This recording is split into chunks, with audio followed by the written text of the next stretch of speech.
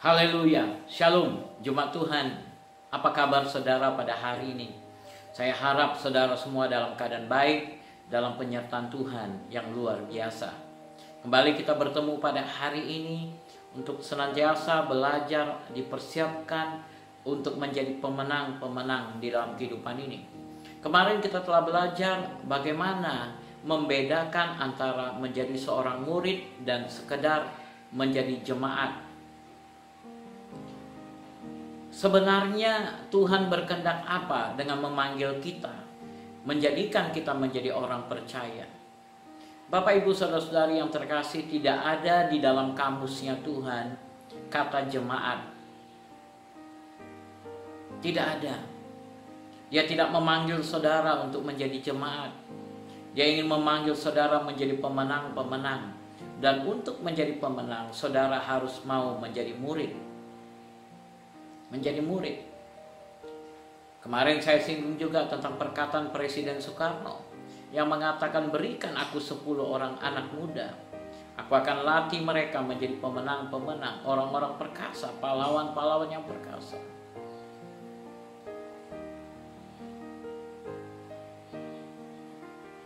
Dan firman Tuhan juga mengajar kepada kita bagaimana anak panah di tangan seorang pahlawan akan menjadi alat yang luar biasa. Kehendak Tuhan adalah anak-anaknya menjadi murid, untuk dilatih bertempur. Dengan menjadi murid, saudara menjadi terlatih. Allah bisa karena biasa. Menjadi murid akan menolong saudara menjadi orang-orang yang terampil. Seperti itulah Raja Daud. Di dalam Mazmur pasal yang ke-78 ayat yang ke-72 dikatakan. Mazmur 78 ayat yang ke-72.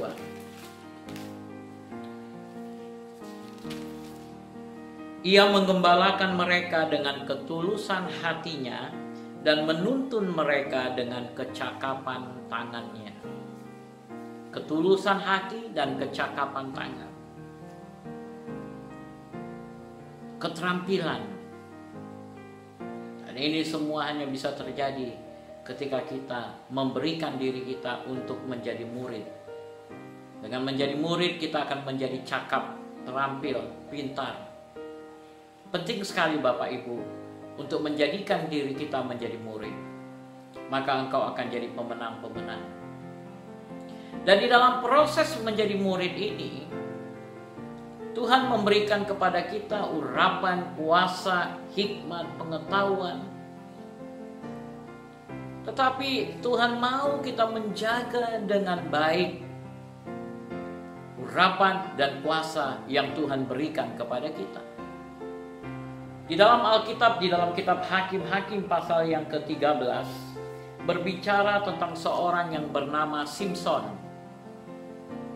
Nanti saudara pulang, saudara di rumah ada waktu, kesempatan, saudara baca Hakim-Hakim mulai dari Hakim-Hakim pasal 13 sampai Hakim-Hakim pasal yang ke-16.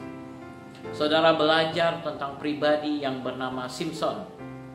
Bagaimana Simson dilahirkan oleh seorang perempuan mandul atas kehendak Tuhan. Ibunya Simson adalah mandul.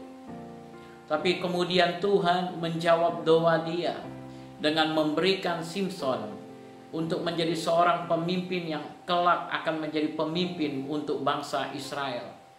Dan singkat cerita, lahirlah Simson menjadi pribadi yang perkasa. Dia menjadi pahlawan yang gagah perkasa, menjadi alat Tuhan yang luar biasa. Kita ketahui bahwa Simson dipenuhi dengan urapan Tuhan. Kuasa Tuhan berkuasa atas hidupnya sepenuhnya. Dan kita melihat bagaimana dia mengalahkan orang-orang Filistin. Dengan mudah dia mengalahkan singa. Dengan mudah dia menaklukkan singa-singa. Kita tahu singa adalah raja hutan. Tapi dengan mudah Simson dapat mengalahkannya. Begitulah perkasanya dia. Begitulah kuat dia.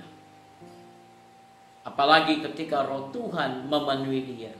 Ada banyak peristiwa-peristiwa yang kalau kita baca di dalam mulai dari Hakim-Hakim pasal 13 ini. Bagaimana Simson membunuh, menghancurkan ribuan orang. Ribuan orang. Kalau saudara lihat di dalam Hakim-Hakim pasal yang ke-14, dia menghancurkan ribuan orang Filistin. Hebat, gagah perkasa, luar biasa. Tapi Simson memiliki kelemahan. Apa itu kelemahannya? Yaitu wanita. Wanita. Dia gampang menjadi lemah karena seorang wanita. Kita melihat dalam peristiwa-peristiwa dia. Yang pertama, dia berjumpa dengan seorang gadis Filistin di Timnah. Dan dia memaksa orang tuanya untuk pergi meminang wanita itu bagi dia. Dengan berat hati orang tuanya meminang gadis Filistin itu. Filistin adalah orang yang suku bangsa yang tidak mengenal Tuhan dan tidak percaya kepada Yahweh yang agung, Yehova.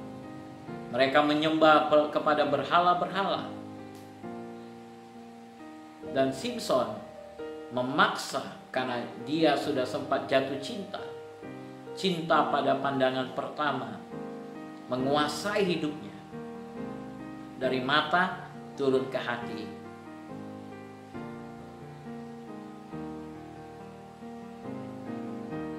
Dan tidak bisa dihalangi lagi. Dan akhirnya Simson menikah dengan wanita itu. Tapi kemudian wanita itu dipakai oleh para raja-raja Filistin untuk menemukan kelemahan-kelemahan dalam hidup Simson. Suatu kali diadakan, Simson membuat teka-teki dan akan diberikan hadiah-hadiah kepada orang yang bisa berhasil. Dan tidak ada yang berhasil menjawab. Sampai kemudian diam-diam mereka mendekati gadis Filistin itu. Dan gadis itu mulai merayu Simson. Dan akhirnya Simson memberikan jawaban kepada wanita itu. Dan wanita itu kemudian memberikan jawabannya kepada raja-raja Filistin. Dan akhirnya mereka bisa menjawab pertanyaan-pertanyaan itu. Di dalam Hakim-Hakim yang pasal yang ke-14, ayat yang ke-17 kita lihat. Tetapi istrinya itu menangis di sampingnya selama ke-7 hari mereka mengadakan perjamuan itu.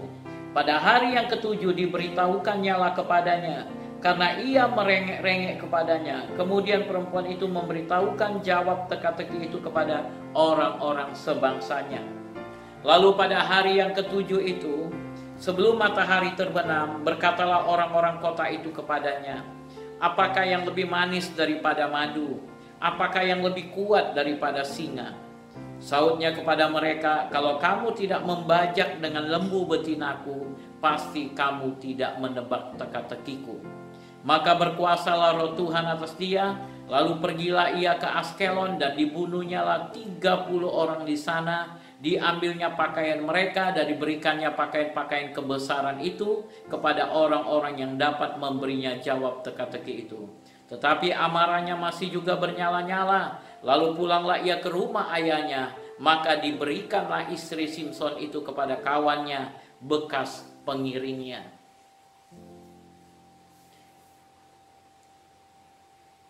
Masalah yang kedua, Simson tidak dapat mengontrol emosinya. Dia tidak dapat menguasai dirinya.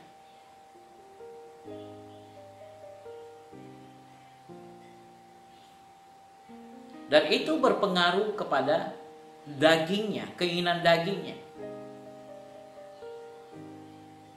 Makanya firman Tuhan berkata dalam Matius pasal yang ke-26, Yesus katakan, daging lemah tetapi roh penurut. Dia gampang bersekutu dengan roh Tuhan. Rohnya sangat erat dekat dengan Tuhan, tapi dagingnya lemah. Di satu sisi, Dia hakim-hakim, pemimpin yang dipilih Tuhan, alat Tuhan yang luar biasa. Tapi di sisi yang lain, dia sebagai manusia yang lemah, yang tunduk kepada wanita dan tidak mampu mengontrol emosinya. Ini yang menguasai kehidupan Simson.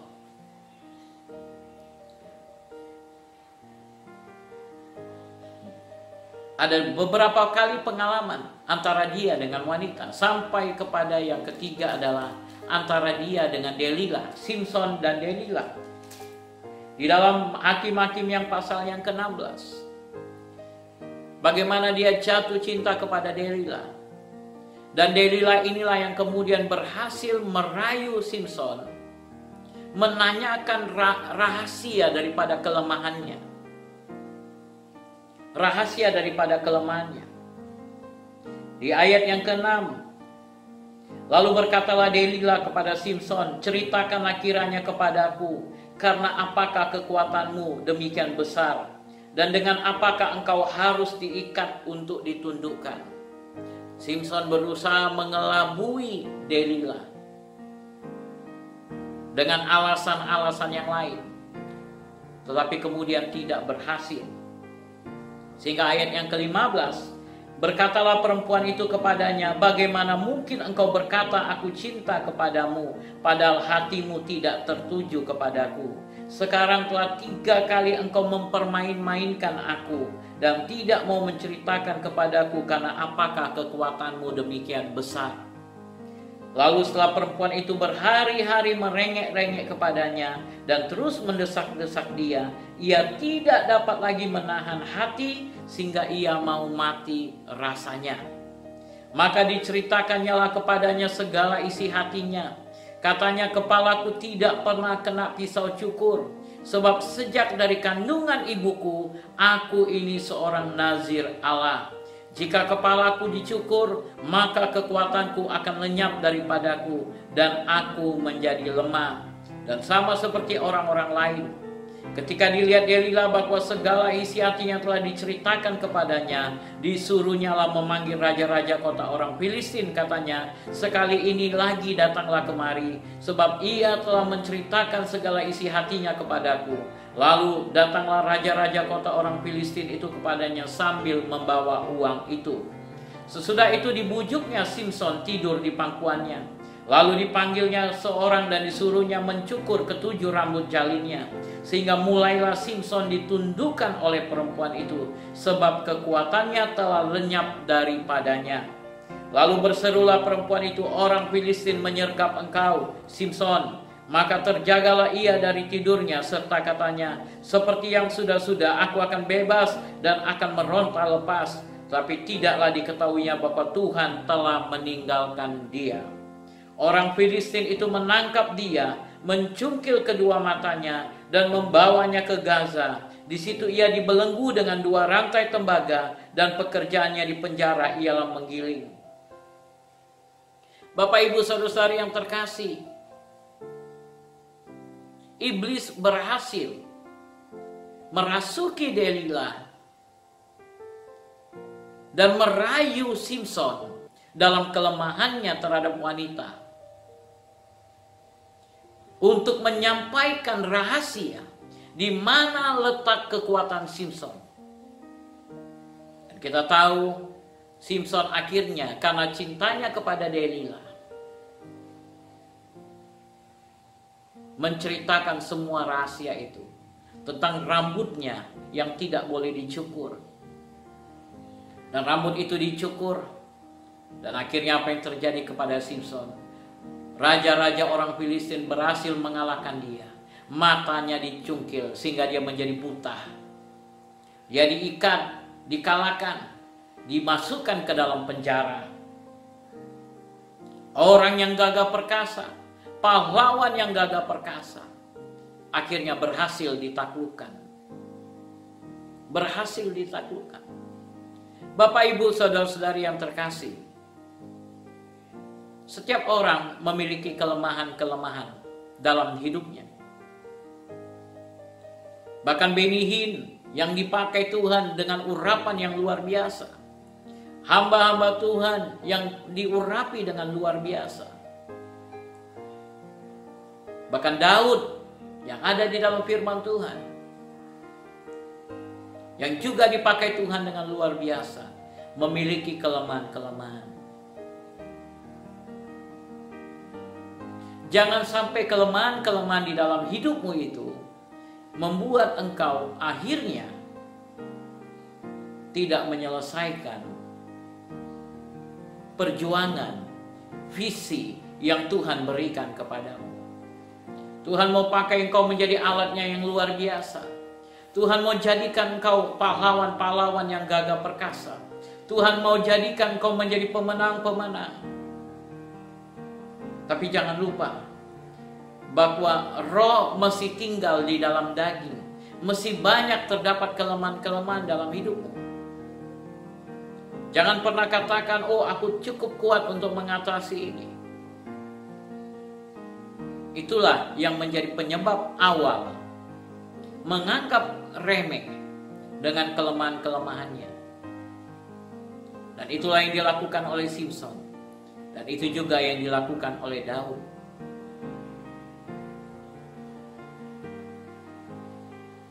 Sehingga akhirnya mereka kalah dalam peperangan itu.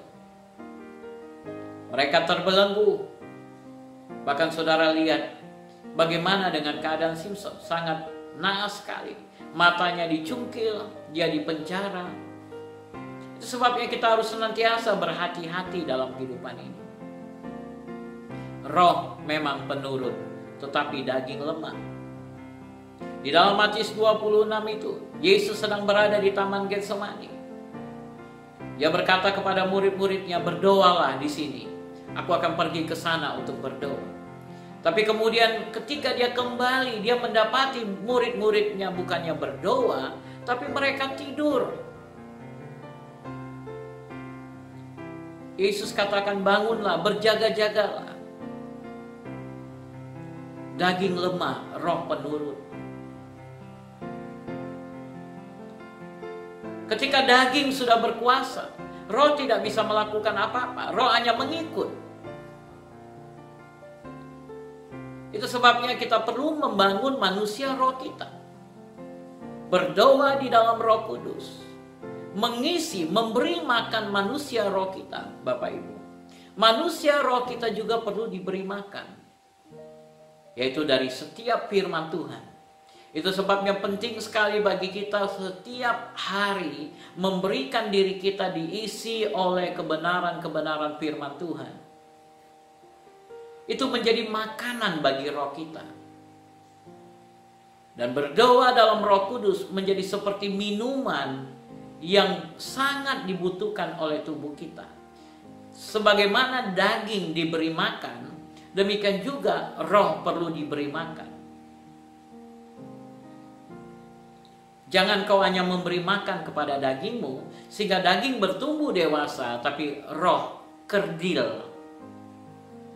Itu sebabnya kita temukan orang-orang yang sudah lama di gereja, menjadi sintua, menjadi tokoh-tokoh di dalam gereja, tapi mesti diliputi oleh cemburu, iri hati, amarah, perselisihan, banyak hal lain, keinginan daging dalam Galatia 5 ayat 19. Karena dia hanya memberi makan daging, dia lupa memberi makan rohnya setiap hari. Dia hanya memberi makan kepada rohnya sekali seminggu ketika pergi ke gereja. Tentu saja rohnya menjadi lemah. Itu sebabnya setiap pagi ketika engkau bangun, usahakan dirimu untuk lebih dulu memberi makan kepada manusia rohmu, yaitu dengan firman Tuhan. Itu sebabnya setiap hari kami berusaha untuk membagikan firman Tuhan kepada saudara. Karena mungkin engkau tidak sempat lagi untuk duduk bersekutu mendengar firman Tuhan. Tapi dengan buka YouTube sambil di jalan, dengan memakai headset, engkau bisa sambil mendengar pengajaran-pengajaran firman Tuhan. Dan setiap benih firman Tuhan yang ditaburkan tidak akan pernah kembali dengan sia-sia. Benih itu akan melakukan tugasnya dengan baik.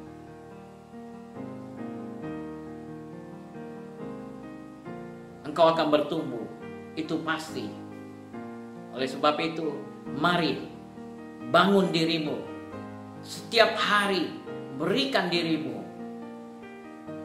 untuk diisi dengan kebenaran firman Tuhan. Beri makan rohmu, maka engkau akan menjadi pribadi yang kuat di dalam nama Yesus. Kiranya Tuhan memberkati. Mari kita berdoa. Bapa, biarlah engkau memberkati setiap anak-anakmu yang sudah mendengarkan firman-Mu pada hari ini. Biarlah roh mereka dikuatkan, dibangun dengan kokoh. Ketika mereka membangun dirinya dalam kebenaran-kebenaran firman Tuhan dan berdoa dalam Roh Kudus, biarlah roh mereka kuat dan kuat dan kuat. Mereka tidak menjadi Simson yang kalah dengan segala keinginan daging dalam segala kelemahannya, tapi menjadi pemenang-pemenang di dalam kehidupan ini. Dan berkati mereka sepanjang hari ini, Bapa. Di dalam nama Yesus kami berdoa. Amin, amin. Kiranya Tuhan memberkati saudara. Stay safe. Dan ketahuilah Yesus mengasihi saudara. Haleluya.